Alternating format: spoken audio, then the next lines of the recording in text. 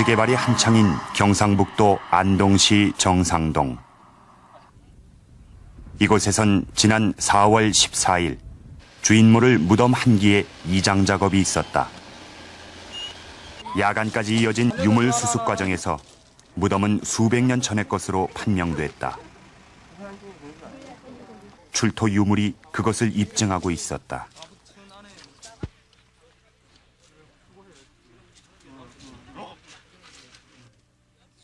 유물을 절반쯤 수습했을 무렵 발굴팀의 시선을 끄는 것이 있었다.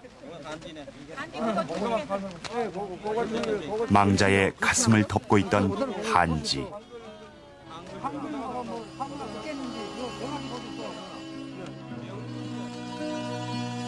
이것을 조심스레 돌리자 거기 한글 편지가 있었다.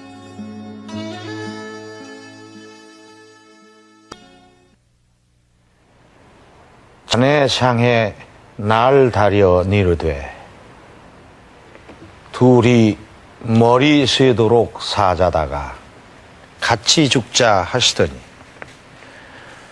어찌하야 나를 두고 자네 먼저 가시난 날하고 자식하고 어찌하야 살라 하고 자네 먼저 가시난고 사랑하는 사람을 잃은 슬픔이 고스란히 전해져 있는 이 편지는 지금으로부터 412년 전에 쓰여진 것입니다. 갑작스럽게 죽음을 맞이한 남편을 보내며 그 아내가 마지막으로 쓴 이 편지는 400년 세월 동안 이 어두운 무덤 속에서 망자와 함께 잠들어 있었습니다. 그러던 것이 지난 4월 이 무덤을 이장하는 과정에서 세상의 모습을 드러낸 것입니다. 이 사랑하는 사람과의 이별이란 다 그렇습니다만 이 수백 년 세월 동안 남편의 무덤을 지켜온 이 편지는 우리의 심금을 울려줍니다. 역사 스페셜, 오늘 이 시간에는 400년 전에 쓰여진 이 한 장의 편지에 관한 이야기입니다.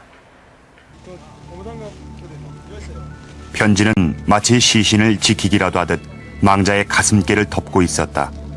망자와 가장 가까이 놓여 있어 글쓴이와 망자의 관계를 짐작해 했다. 원희 아버지께. 편지는 이렇게 시작되고 있었다. 한글로 쓰여진 이 편지는 죽은 남편에게 그 아내가 꿈속에서라도 다시 보길 바란다는 내용을 담고 있다. 당신을 향한 마음을 이승에서 잊을 수가 없고 서러운 뜻 한이 없습니다. 내 마음 어디에 두고 자식 데리고 당신을 그리워하며 살 수 있을까 생각합니다. 이내 편지 보시고 내 꿈에 와서 자세히 말해주세요. 꿈속에서 당신 말을 자세히 듣고 싶어서 이렇게 써서 넣어드립니다. 남편이 죽은 후 장례 전까지의 짧은 시간 동안 쓰여진 이 편지에는 지아비에 대한 아내의 그리움이 사무치게 드러나고 있다. 하고픈 말을 맺지 못한 채 종이가 다하자 아내는 모서리를 돌려 다시 써내려가기 시작한다. 아무리 한들 내 마음 같겠습니까? 이런 슬픈 일이 하늘 아래 또 있겠습니까? 당신은 한갓 그곳에 가 계실 뿐이지만 아무리 한들 내 마음같이 서럽겠습니까? 모서리를 채우고도 차마 끝을 맺지 못하자 편지는 처음으로 돌아와 거꾸로 쓰여지고 있다.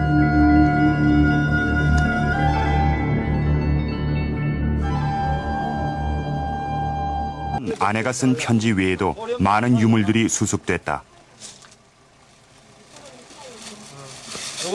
그 가운데 이들 부부의 애틋한 사랑을 짐작하는 물건이 있다.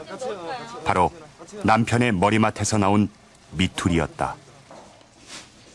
유물을 꺼내는 과정에선 무엇인지조차 파악되지 않았던 물건. 미투리의 정체가 드러난 것은 유물을 정리하는 과정에서였다. 그건 적어야 44번 맞을 거야. 했다니까 44번. 겉을 싸고 있던 한지를 찬찬히 벗겨내자 미투리의 몸체가 드러나기 시작했다. 어머, 그러면은 저길 수도 있어요.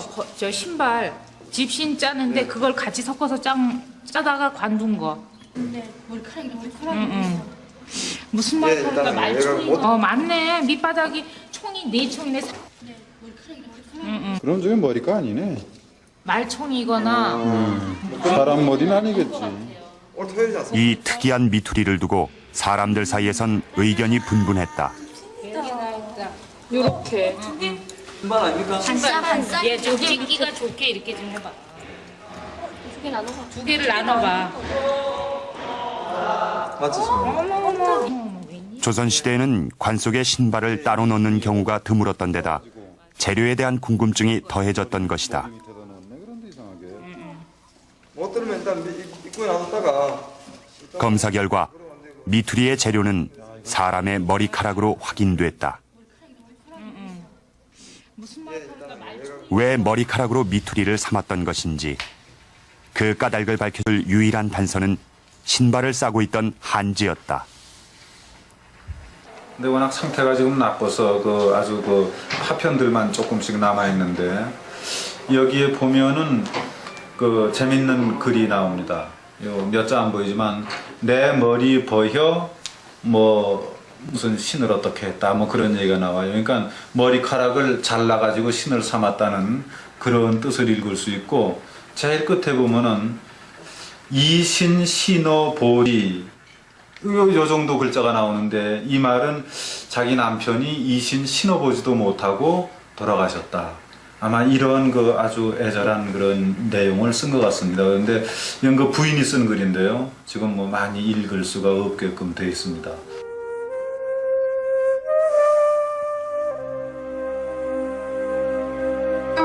이 내용을 통해 우리는 남편이 병환 중이었음을 알 수 있다. 아내는 병석에 누운 남편이 이 신을 신을 만큼 건강해지길 바라며 이 신을 만들었던 것이다. 아내의 헌신적인 보살핌에도 불구하고 남편이 죽자 그녀는 미투리를 남편과 함께 묻었던 것이다.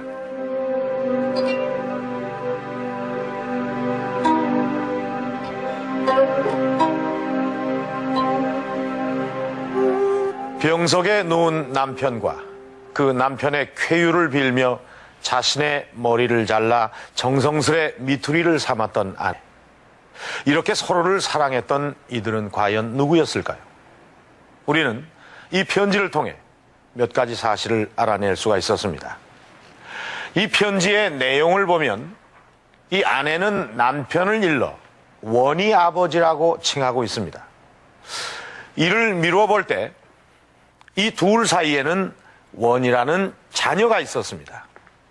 또 이 글귀를 보면은 뱃속에 자식이 태어난다면 누구를 아버지라고 하라시는 겁니까?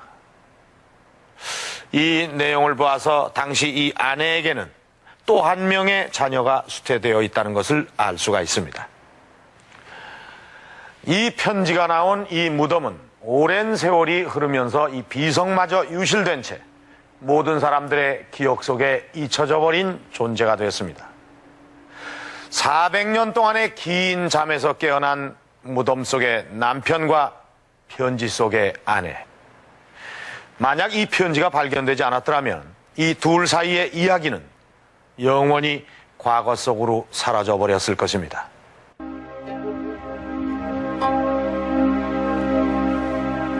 원희 아버지에게 당신 언제나 나에게 둘이 머리 새도록 살다가 함께 죽자 하셨지요. 그런데 어찌 나를 두고 당신 먼저 가십니까? 나와 어린아이는 누구 말을 듣고 어떻게 살라고 다 버리고 당신 먼저 가십니까? 당신 나에게 마음을 어떻게 가져왔고 또 나는 당신에게 어떻게 마음을 가져왔었나요? 함께 누우면 언제나 나는 당신에게 말하겠지요. 여보, 다른 사람들도 우리처럼 서로 어여삐 여기고 사랑할까요? 남들도 정말 우리 같을까요? 어찌 그런 일들 생각하지도 않고 나를 버리고 먼저 가시는가요? 당신을 향한 마음을 이승에서 잊을 수가 없고 서러운 뜻 한이 없습니다. 내 마음 어디에 두고 자식 데리고 당신을 그리워하며 살 수 있을까 생각합니다.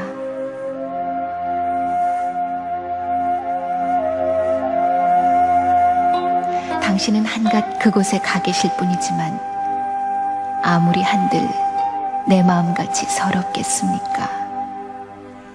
한도 없고 끝도 없어 다 못 쓰고 대강만 적습니다. 이 편지 자세히 보시고 내 꿈에 와서 당신 모습 자세히 보여주시고 또 말해주세요. 나는 꿈에는 당신을 볼 수 있다고 믿고 있습니다. 몰래 와서 보여주세요.